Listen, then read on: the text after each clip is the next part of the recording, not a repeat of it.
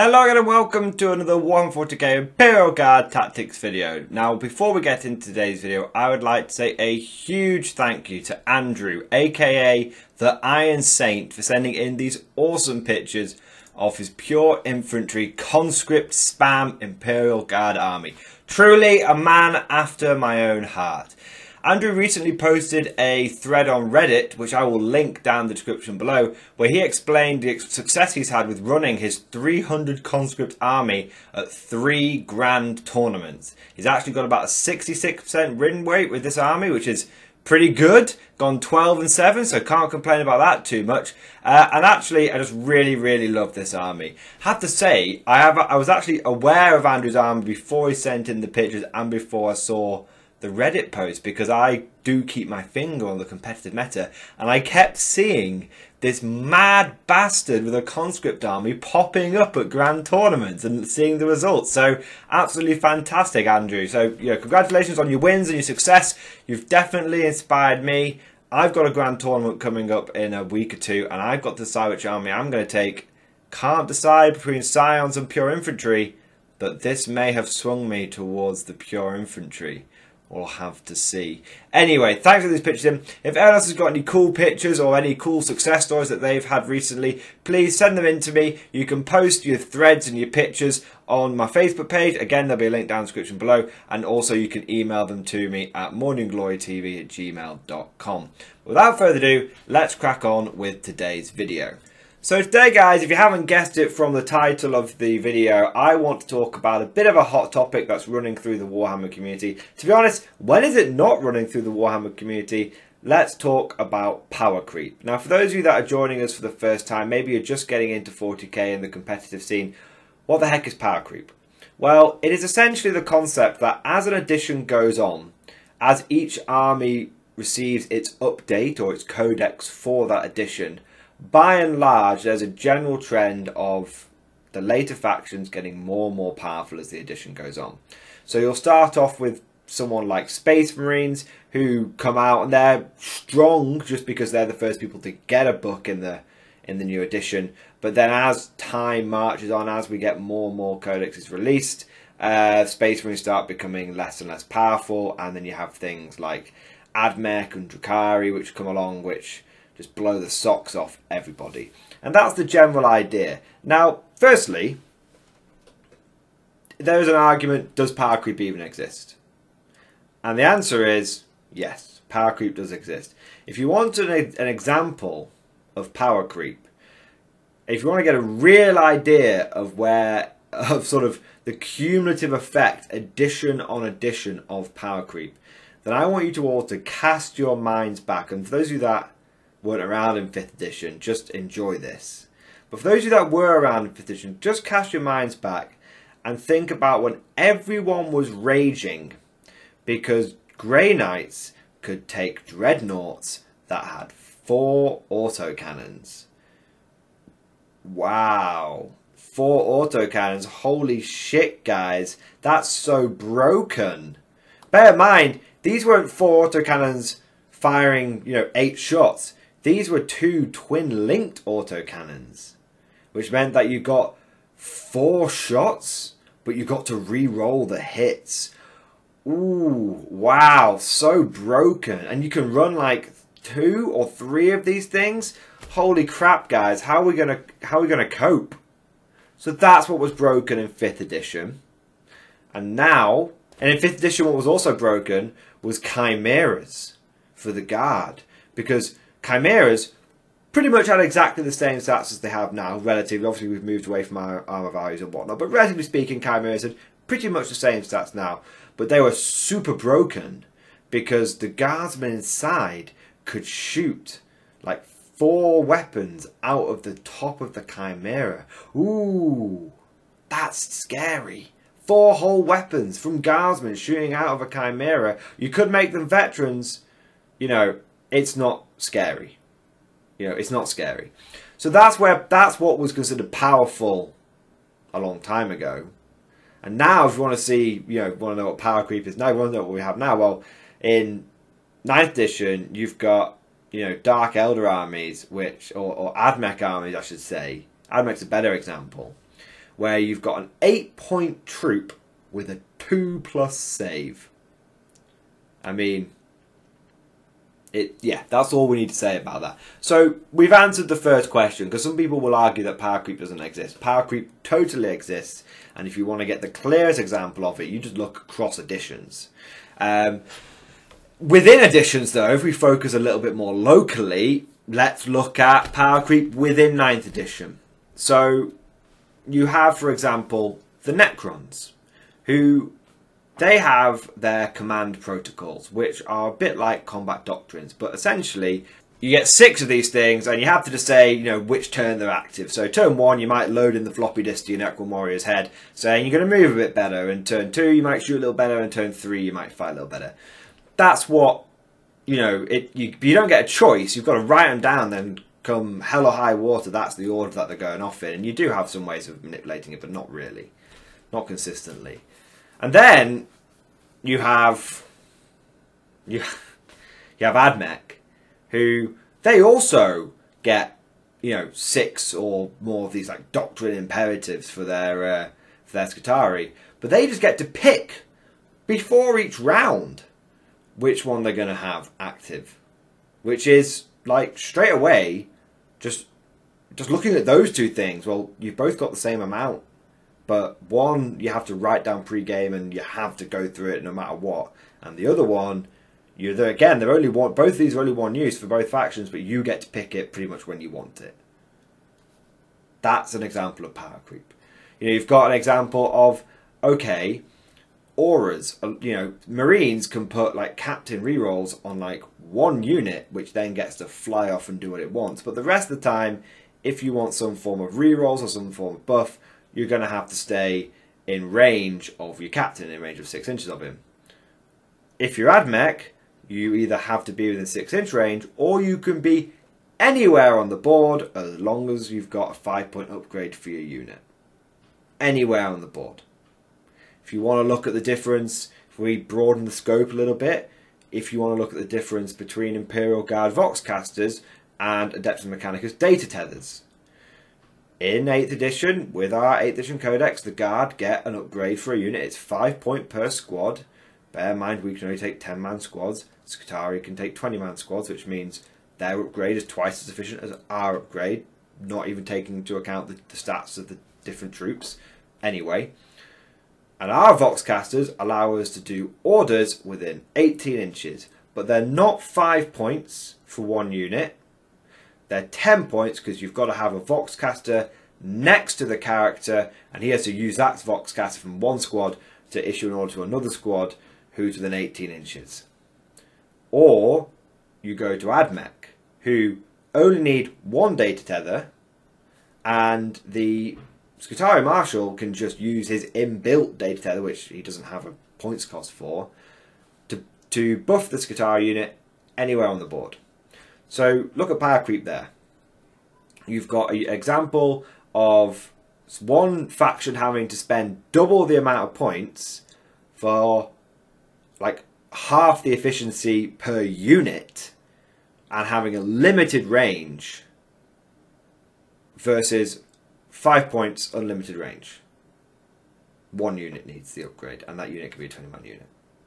So there's your example of power creep. Now please, I should have said at the beginning, I'm not being salty here at all, and I don't want you to think I'm being salty. I'm purely being objective. Like I said, not being salty at all, we're just looking at the facts here. Now, one argument that I do hear bandied around about power creep is, oh, well, Games Workshop uses power creep to just sell new models and to sell new things and, you know, change things up for a faction. And it's like, on the one hand, I can agree with that, but on the other hand, I don't know if that's necessarily true. So on the one hand, there always seems to be this trend of what was good last edition will be flipped on its head in the next edition. So for example, generally speaking, plasma guns were sort of the go-to weapon of 8th edition. And now in 9th edition, melter guns are the go-to weapon. And in 7th edition it was grav guns. And inevitably the cycle will come round again. And maybe the edition after, it'll be grav guns again or plasma guns. I mean, you guys can go and watch some of my old videos where I say plasma's good this edition, but I guarantee you in 9th edition it's going to be melter. I have that archived of me saying that, and lo and behold, I was right. So there is this tendency for it to feel like Games Workshop will nerf one thing and buff another thing, so we have to go out and buy it and, you know, adapt to the meta. An example internally of a faction, not just generally speaking, if we look at Adeptus Mechanicus, we're using them as a good example of the Bogeyman. If you look at them, previous edition, it was all about the destroyers, the tractor servitors, the ones that we know were basically the gun platforms. They were the go-to thing, and Scutari, not so much. Now in 9th edition, Admech Codex drops. Everyone starts putting the Castellan droids on the shelves, starts putting the Cataphrone Breach on the shelves, and out come all the Scutari. And, you know, people weren't taking the Chicken Walkers, now people are taking the Chicken Walkers. There's definitely something that could be argued there. For Dark Elder, for example, 8th edition, Venom spam was king. Now it's Raider spam.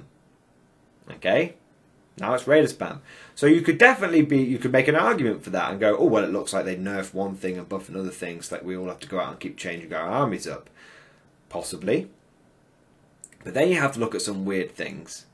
Like, Sisters of Battle, for example. Everyone was going on and on about, like, the Paragon Warsuits. But then when they dropped, it turned out the Paragon Warsuits aren't very good.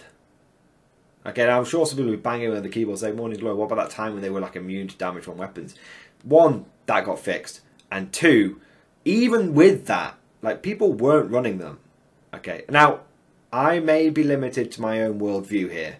Please, you guys know I'm always open to criticism and feedback and all that kind of stuff. Let me know if you think I'm speaking shit here. But when I've been to my last 3 tournaments, 2 of them I've faced sisters. No, I've faced sisters at one of them, but I've seen sisters at all 3 of them. And I've faced sisters several times in practice games as well. And in all of those games, I have not seen, in all of those competitive games, I have not seen Paragon Warsuits. Not seen any of them. Now, the High Templar lady, whatever she's called, High Lord of Terror, you know, Morvain Val, or whatever she's called, you see her everywhere. She's new modern, she's shit hot. But my point is that not everything that Games Workshop does conforms to this idea of, oh, well, if it's new, they're going to make it shit hot, or, you know, what was bad last edition, they'll make good this edition. It's not always true. I think, honestly, you know, I just don't think they play test things enough. Okay? I think there is an element of truth to both arguments. I mean, look at the new is it the Castigator for the Sisters of Battle? The Predator? No one's bought that. No, well, people might have bought it, but no one's using it competitively. You know, no, it's a new unit. Why are people not using it? Why are people, you know, if you look at 8th edition Sisters, Repentia was shit hot. Look at 9th edition Sisters. Oh, Repentia are still bloody fantastic. Zephyr were good in 8th edition. They're still fantastic in 9th edition. Sacrosancts are good, but they weren't around in 8th edition, but they're still good. Do you know, Retributors are still fine. Battle Systems with multi-melters and whatnot are still great. You know? My point is that it's not this hard rule that Games Workshop always makes new shit better, and they mix things up with factions to make you go out and buy new models. It's not a hard rule at all. You see evidence for both sides of the argument, which to me personally, disagree if you want to. I think that it doesn't mean that they're planning this particularly well. That's what I would argue. I think that there will be an element of marketing and sales to it. I think we would be naive to think that was the case. But I don't think, like I said, I don't think it's the be-all and end-all. You know, they are examples of them releasing new stuff and it just flopping. And that's just the case. And then we have examples. We have examples where Games Workshop gets it absolutely bang on. Where Games Workshop gets it right. And a good faction to look at for this is Death Guard. Okay. Now, Death Guard are an incredibly strong faction. When they first came out, they tore up the meta for a few weeks. And And despite the plague, ironically, of AdMech sort of wins and Drukhari domination, Death Guard have maintained their good position. You will still find Death Guard players placing in the top 8 of many events. You will still find competitive Death Guard players sneaking in a podium win or even a tournament win. You will still find that happening. Not as common, obviously, because there are, AdMech is very, very strong. But the point is that Death Guard is a faction which I would argue has been done very, very well. Their core strengths are resilient, are their addition resilient, and despite the fact that you've had Drukhari and you've had AdMech come along, this faction is kind of in keeping with them, weathering the storm. They're doing okay.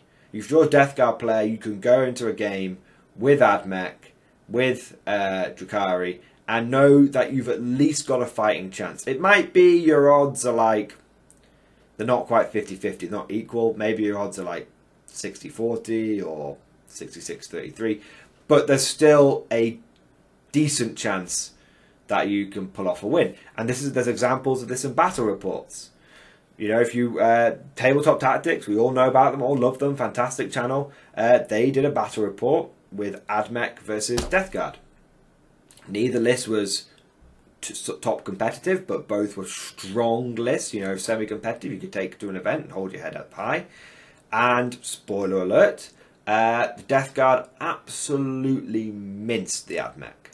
It was like watching a hot knife go through butter. So hopefully you guys have been able to understand so far that whilst I acknowledge and understand and totally agree that there is this thing called power creep, it's not as cut and dry, it's not as straightforward as reading internet forums might make you think. I mean, what you have to remember when you're reading these online forums is that a lot of people will parrot what they've read elsewhere. And a really common thing that you see on an internet forum is someone will make a post and loads of people will jump on it and start agreeing with them. AdMech are overpowered, blah, blah, blah, blah. And they probably are right.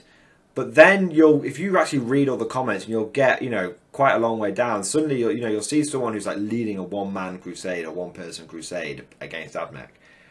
And then you'll see halfway through this comment thread I haven't played the game since 7th edition, but AdMech are overpowered. You have to be aware that there are those kind of people out there. So, what I would always advise is when you hear about something being broken and overpowered and whatnot, go and seek it out. Don't be afraid of it. It's only a game of 40k. Go and stress test your army against it. If you come back and it's like, wow, that was one of the worst games of 40k in my life, then you now know. You know for certain you're not just parroting what you've read or heard online in the case of this video. So that's one thing. That's just one thing I wanted to mention sort of partway through the video.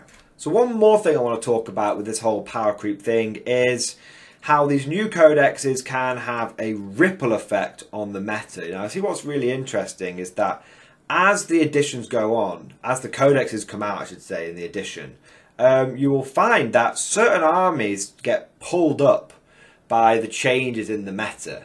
And an example of this with AdMech is Imperial Knights. So at the beginning of 9th edition, Imperial Knights were pretty much written off. They were big no-no, they weren't doing anything. If you took Knights, you were just going to lose. They were almost non-competitive, nil competitive.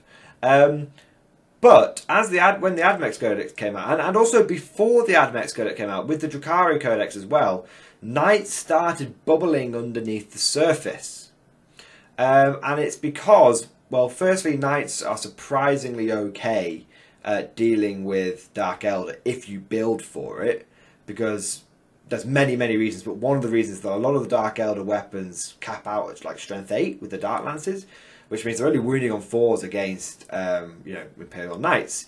And Knights actually have things like Gatling guns, which are quite good at shredding, Dark Elder stuff. So there's lots of other reasons. That's just a couple off the top of my head. And then you also have, with the AdMech book coming out, Knights were able to take advantage of some of the Adeptus Mechanicus stuff, which again helped bring them up.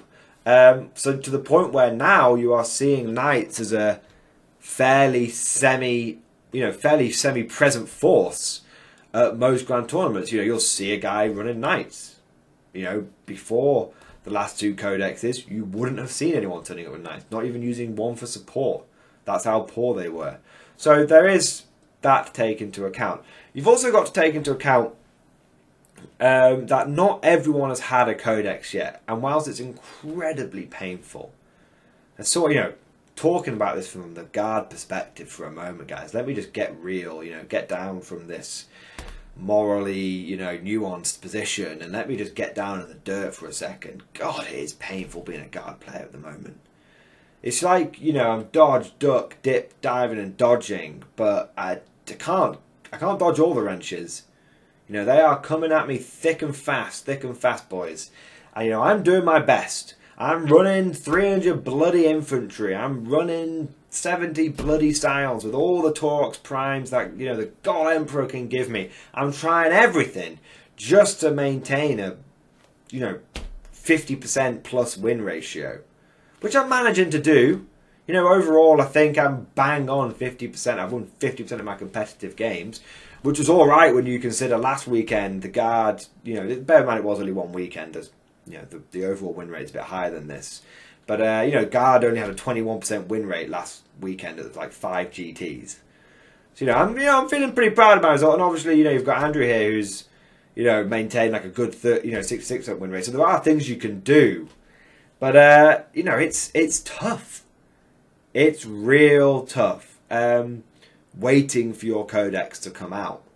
Now, coming out of the mud for a second and, you know, maintaining my impartiality as best as I can and objectiveness. As frustrating as it is, and it is very frustrating, the argument, the point of we need to wait for more codexes to come out is a very valid one. Because when, as I've said, as more codexes come out, more factions will gain their makeover, will gain their power boost. Other factions will be brought up and will, you know, there'll be surprising blips of anti-meta forces like Knights, for example. But as what I've noticed, and I think, you know, I'm hoping this will hold true for Grey Knights and Thousand Suns, which are coming out next. Let's, you know, all wonder or laugh at this video in a few months' time. But I have a feeling that as the codexes come out, each one will be almost a counter to the previous one. So, for example, when Drukhari came out, there had basically been a spate of Marine and MEQ type armies come out. I mean, I've talked about it. Everyone used to say if you can build and to beat Marines, you're building to beat the meta. That was what people were saying. And Marines were really, really powerful. And then Dark Elder came out, and they were a very strong counter against Marines. And then AdMech have come out, and they are a very good counter against Dark Elder.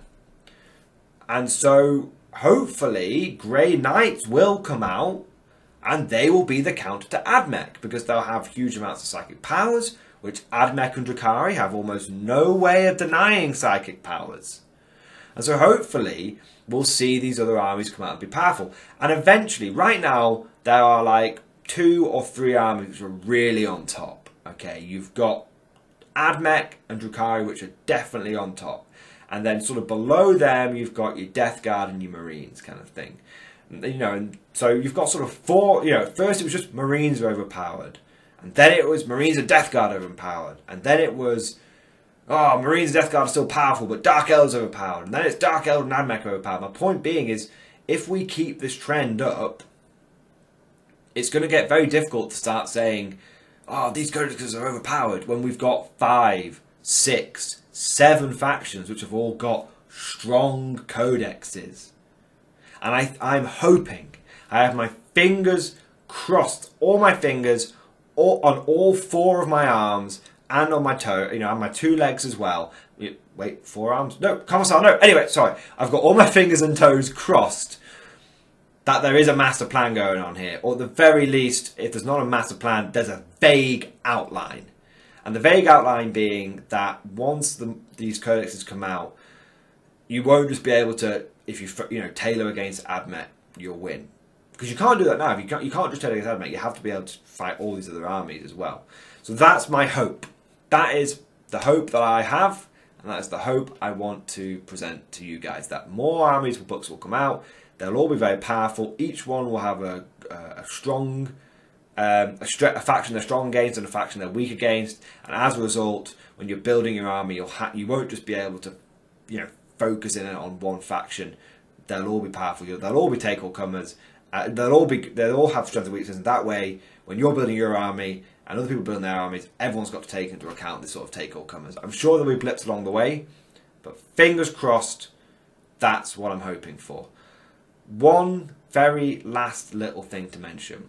I know there has been some criticism of the last couple of FAQs by Games Workshop, people saying they were light touch. I would always rather that a faction was given 2 or 3 gradual FAQs to bring them into line than one FAQ which just sunk them. Because, and as Guard players, we should all feel this way, because we were the victims of a knee-jerk reaction. You know, Conscript Gate was a big problem.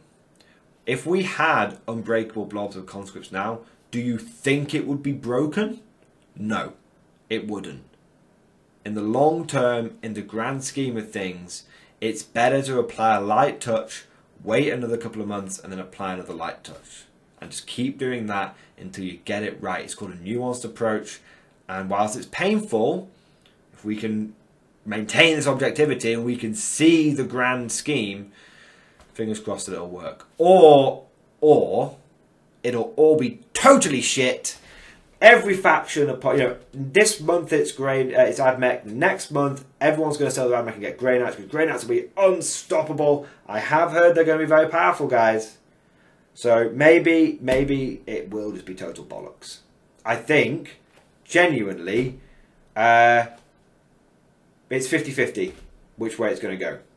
Okay, I think we've got a 50% chance that it'll all work, it'll all come out in the wash, and as we march on, everything will balance out fairly well. It'll never be perfectly balanced, but if we could get to like a decent level of balance, like the summer of 8th edition, that would be great. Or the 50% chance where it literally is, we are back in 7th edition, boys. It is power creep. We are looking at Riptides which can fire 8 times a turn or something crazy, whatever it was. That's where we might be headed. If that's where we're headed, then whatever. I'm just not playing 40k competitively. I've been there, done that. I did my time in 7th. I served in the trenches of 7th edition as an Imperial Guardsman.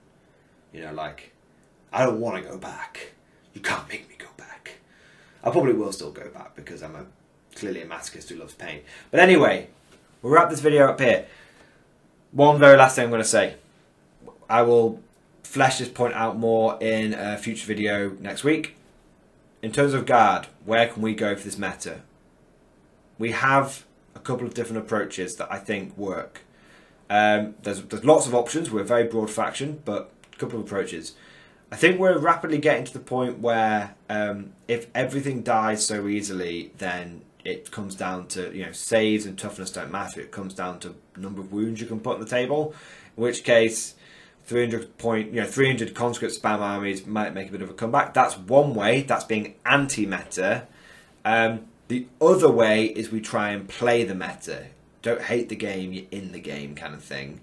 And that would be going down a more elite, more scions and tank commanders and that kind of route. So I think there are 2 broad brush options, but we'll get into it a little bit more next week. Anyway, we'll wrap that video up there. If you enjoyed what you've heard today, please consider heading on over to the Patreon page. I'm super easygoing and transparent with the whole thing. I don't have any levels or anything like that. Pay $2, you get this. Pay $10, you can come and chat with me. I don't mess around with anything like that. It's purely, if you want to donate $1 or $10, I don't mind. I'm just super grateful for any support that I have. I also want to say a massive thank you to the current Patreon supporters. You guys are awesome. I know I say it in many of my videos, but it is really, truly thanks to you guys that I've been able to keep on top of the competitive meta and try and deliver some of these more evidence-based videos. I use the Patreon money for going to events, that's for the tickets, for the travel, for staying over at a grand tournament, all that kind of stuff. And you guys know that I also use it to make sure that I can keep my own armies as meta as possible and I can bring those results back. And hopefully help some Guard players get some wins under our belt, because it is tough out there at the moment. So what I'm trying to say is massive thank you to all my current Patreon supporters. You guys truly are legendary. Anyway, without further ado, we'll wrap the video up there. Hope you guys have enjoyed it, and of course, I'll see you guys next time.